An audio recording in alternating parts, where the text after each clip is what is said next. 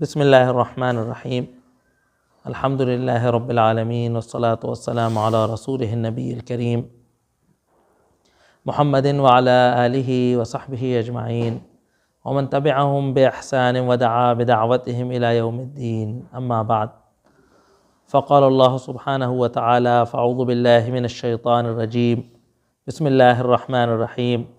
یا ایہا الذین آمنوا کتب علیکم الصیام کما کتب علی الذین من قبلکم لعلکم تتقون صدق اللہ العظیم۔ محترم حضرات،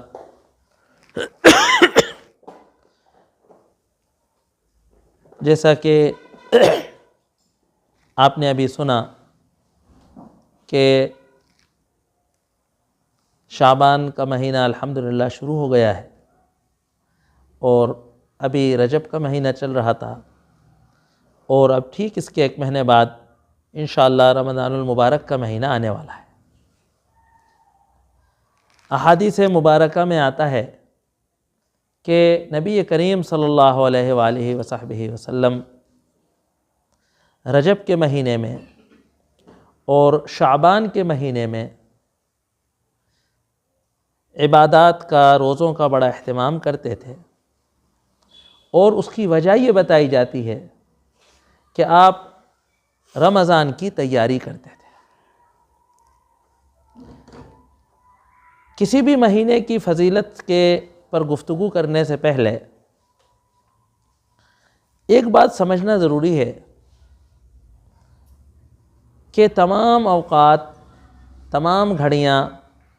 تمام ساعتیں، تمام دن، تمام راتیں، تمام مہینے، تمام سال سب اللہ تبارک و تعالیٰ کے بنائے ہوئے ہیں۔ فی نفسہ کسی وقت میں نہ کوئی فضیلت ہے، نہ کوئی برکت ہے، نہ کوئی ہمیں نفع پہنچا دینے کی یا ہمیں نقصان پہنچا دینے کی، یا ہمارا فائدہ کر دینے کی یا ہمارا نقصان کر دینے کی کوئی صلاحیت کسی وقت میں نہیں۔ بنائے جانے کے اعتبار سے، اللہ تبارک و تعالیٰ کے طرف سے پیدا کیے جانے کے اعتبار سے تمام اوقات، تمام گھڑیاں، تمام دن، تمام راتیں ایک سا ہیں اس معاملے میں کہ سب کو اللہ تبارک و تعالیٰ نے بنایا ہے اور سب ہمارے لیے ایک جیسی۔ دوسری بات یہ سمجھنے کی ہے کہ ہر وہ وقت، ہر وہ گھڑی، ہر وہ ساعت کہ جو اللہ تبارک و تعالیٰ کی اطاعت میں اور اس کے نبی کریم، اس کے نبی کے لائے ہوئے راستے پر گزرے، اطاعت میں گزرے،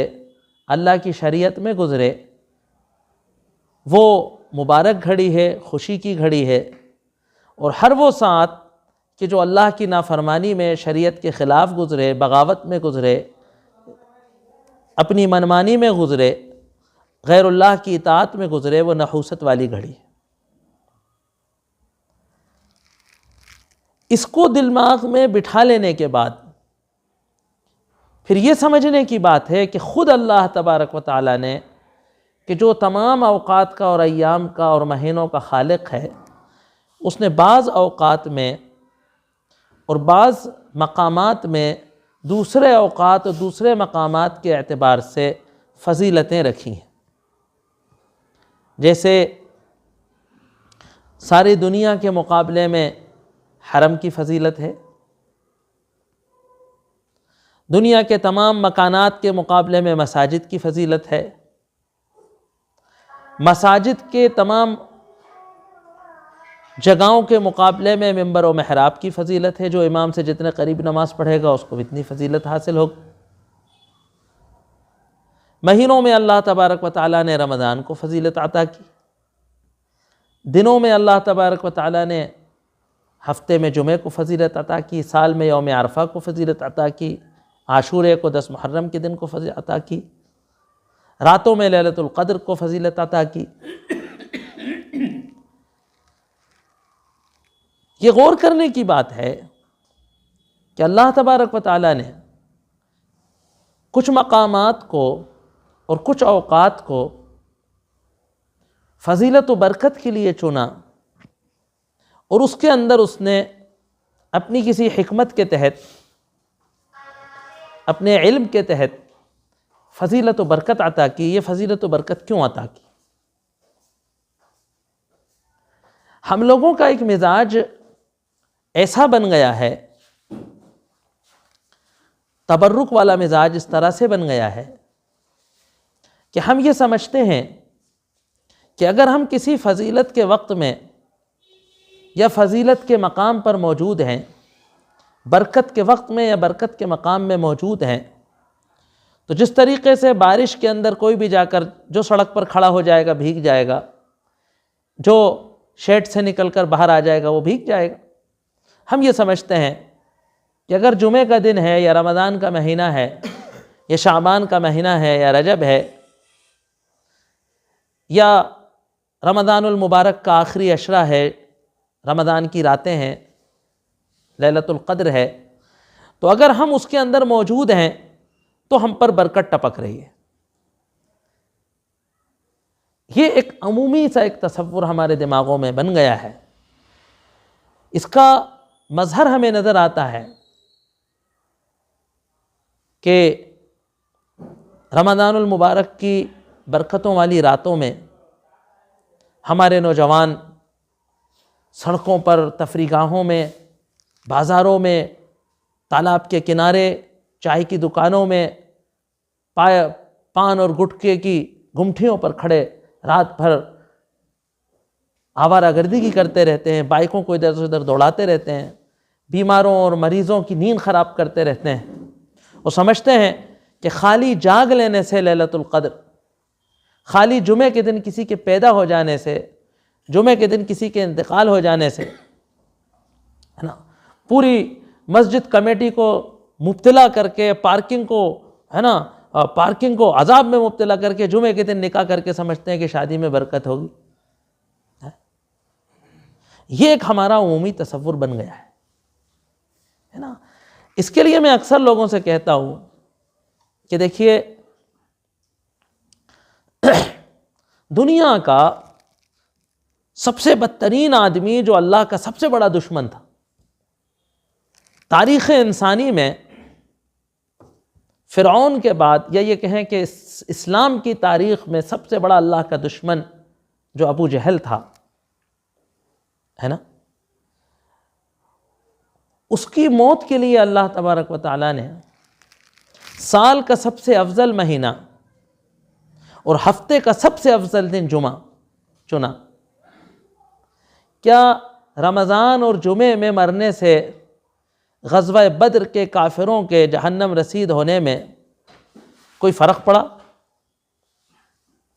اور جو آپ کا ایک غلط تصور ہے کہ حساب کتاب نہیں ہوگا، وہ بھی غلط ہے۔ اللہ کے رسول صلی اللہ علیہ وسلم نے جمعے کے دن سورج ڈوبنے سے پہلے ان سے پوچھا کہ مجھے اللہ کا وعدہ سچ ہو گیا، تم بتاؤ تم نے اللہ کے وعدے کا سامنا کیا کہ نہیں کیا؟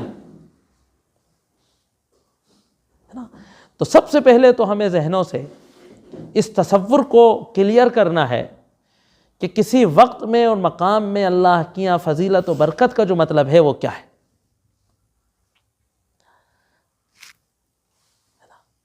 اب فضیلت و برکت کا مطلب یہ ہے کہ یہ جو اوقات اور جگہیں اللہ تبارک و تعالیٰ نے چنی ہیں، ان میں عبادت کرنے سے اللہ کی اطاعت کرنے کا ثواب بڑھ جاتا ہے۔ آدمی کے قلب اور روح پر عبادت کا جو روحانی اثر ہوتا ہے، وہ دیگر اوقات کے مقابلے میں، دیگر اماکن کے مقابلے میں یہاں اس کو انجام دینے سے بڑھ جاتا ہے۔ لیکن اس کے لیے بھی یہ بات ذہن میں رکھنا ضروری ہے کہ ایسا اسی کے ساتھ ہوتا ہے جو اس بات کے احساس کو ذہن میں رکھے، جو اس بات کے احساس کو اپنے ذہن میں رکھے کہ برکتوں والے اور فضیلت والے اوقات میں اللہ کی اطاعت اور عبادت کرنے سے جو انسان کے قلب اور روح پر جو اثر ہے عبادت کا، وہ دوبالا تیبالا چوبالا ہو جاتا ہے، یہ جو اس بات کا احساس کرے گا اس کے ساتھ یہ ہوتا ہے. ورنہ بہت سے لوگ ایسے ہیں دنیا کے اندر کہ جو ہر سال رمضان میں عمرہ کرتے ہیں اور ان کی فطرت پر، ان کے مزاج پر، ان کے اخلاق پر، ان کے کاروبار پر، ان کی زبان پر، ان کے حلال و حرام پر، ان کی جھوٹے قسمیں کھانے پر، ان کی رشوت پر، ان کے سود پر،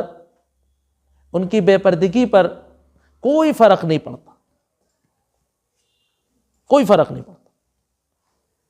ہے نا. ایک دن میں نے مذاق میں مفتی صاحب سے کہا، نائب مفتی صاحب ہمارے دوست ہمارے ساتھ رہتے تھے، میں نے کہا صاحب بڑا شوق ہوتا ہے مفتی حضرات کو عمرہ کرنے کا. میں نے ان سے کہا صاحب جس دن سے سعودی حکومت نے عمرے اور حج کو وزارت اوقاف سے نکال کر